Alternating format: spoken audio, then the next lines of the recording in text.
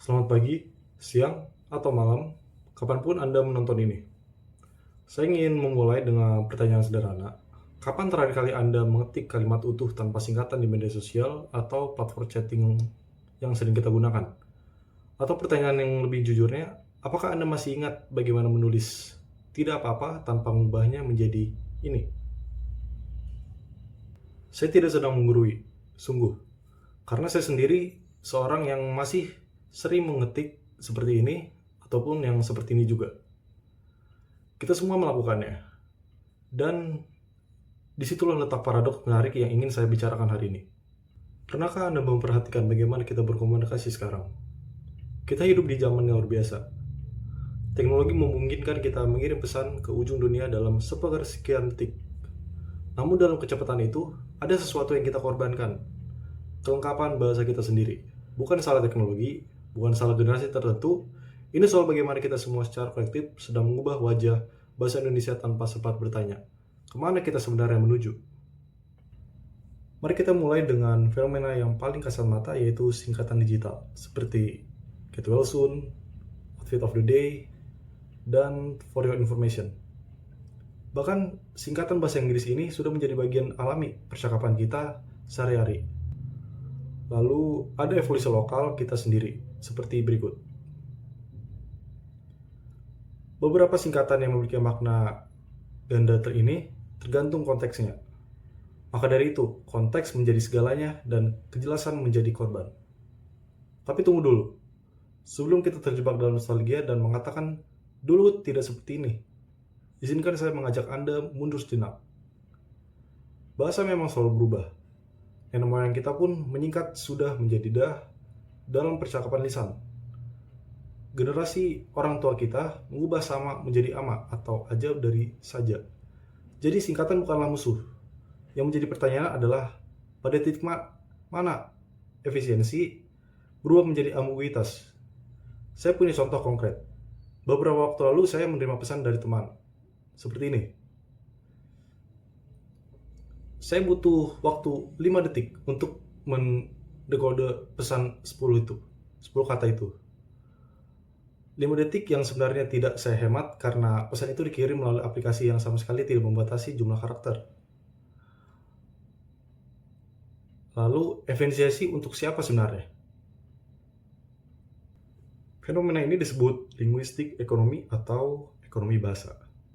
Dalam linguistik, ini adalah prinsip bahwa penutur bahasa cenderung meminimalkan usaha dalam berkomunikasi. Masuk akal bukan? Tapi masalahnya ekonomi bahasa digital kita sudah bergeser dari prinsip hemat usaha menjadi hemat karakter. Bahkan ketika karakter tidak lagi menjadi masalah, kita menghemat sesuatu yang tidak perlu dihemat dan membayarnya dengan kejelasan. Sekarang, izinkan saya membawa Anda ke aspek yang lebih dalam, yaitu dampak jangka panjang dari permasalahan bahasa terhadap cara kita berpikir. Ada hipotesis dalam linguistik yang disebut linguistic relativity atau relativitas linguistik yang menyatakan bahwa bahasa mempengaruhi cara kita memproses informasi dan memahami dunia.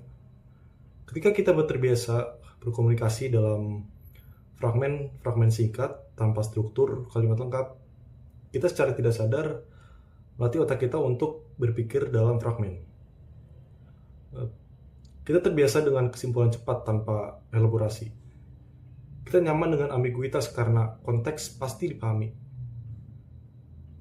Namun, kehidupan tidak selalu dalam konteks yang jelas.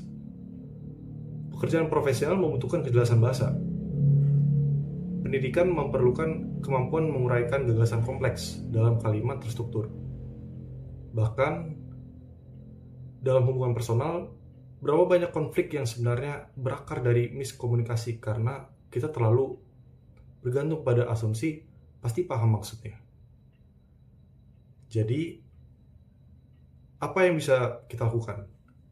Saya tidak akan memberikan solusi klise seperti gunakan bahasa Indonesia yang baik dan benar di semua situasi. Itu tidak realistis dan juga tidak memahami bagaimana bahasa bekerja. Bahasa memiliki register, tingkatan penggunaan tergantung konteks. Yang saya tawarkan adalah kesadaran bahwa ada tempat dan waktu untuk setiap jenis penggunaan bahasa. Pertama, Latih kemampuan kode switching, kemampuan beralih antara gaya bahasa formal dan informal sesuai kebutuhan. Ketika chatting dengan teman, silakan gunakan singkatan sepuasnya. Namun, ketika menulis email profesional, proposal, atau bahkan caption media sosial yang ingin menyampaikan pesan formal dan bermakna, gunakan bahasa Indonesia yang utuh dan terstruktur. Otak kita perlu tetap terlatih melakukan keduanya. Kedua, jangan takut terdengar formal atau baku dalam situasi yang membutuhkannya. Ada semacam tekanan sosial di media sosial untuk terdengar santai dan relatable. Sampai-sampai banyak yang merasa malu menulis dengan struktur kalimat lengkap.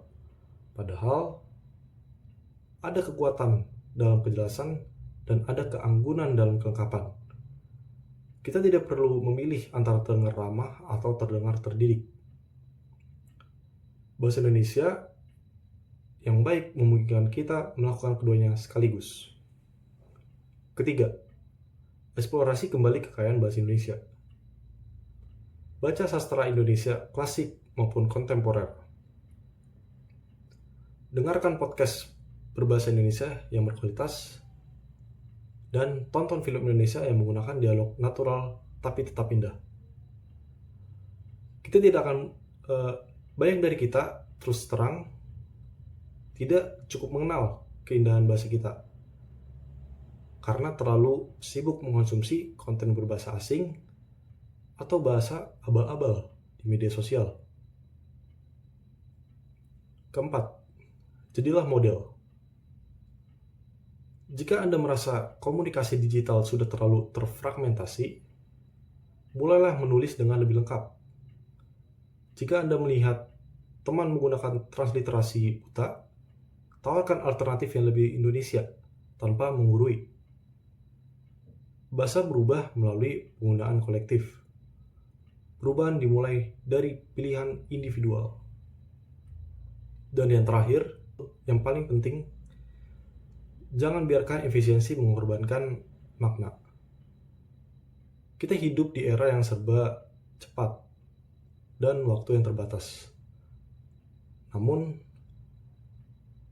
jika kita menghemat 5 detik dalam mengetik dengan mengorbankan kejelasan yang akan membuat orang lain bingung selama 5 menit, apakah itu efisien? Komunikasi bukan hanya tentang seberapa cepat kita mengirim pesan, tapi seberapa baik pesan itu diterima dan dipahami. Saya ingin mengakhiri dengan sebuah pernyataan bahwa bahasa adalah cermin peradaban. Cara kita berbahasa mencerminkan cara kita berpikir, cara kita menghargai waktu orang lain, dan memandang diri sendiri. Bahasa Indonesia bukan sekedar alat komunikasi. Ia adalah identitas, warisan, dan jembatan antara ratusan juta orang dari Sabang sampai Merauke yang sangat berbeda, tapi bisa saling memahami karena ada satu bahasa pemersatu. Ketika kita membiarkan bahasa itu terfragmentasi tanpa kesadaran, kita membiarkannya kehilangan struktur dan kedalaman hanya demi efisiensi semu. Kita tidak hanya kehilangan alat komunikasi, kita kehilangan bagian dari diri kita.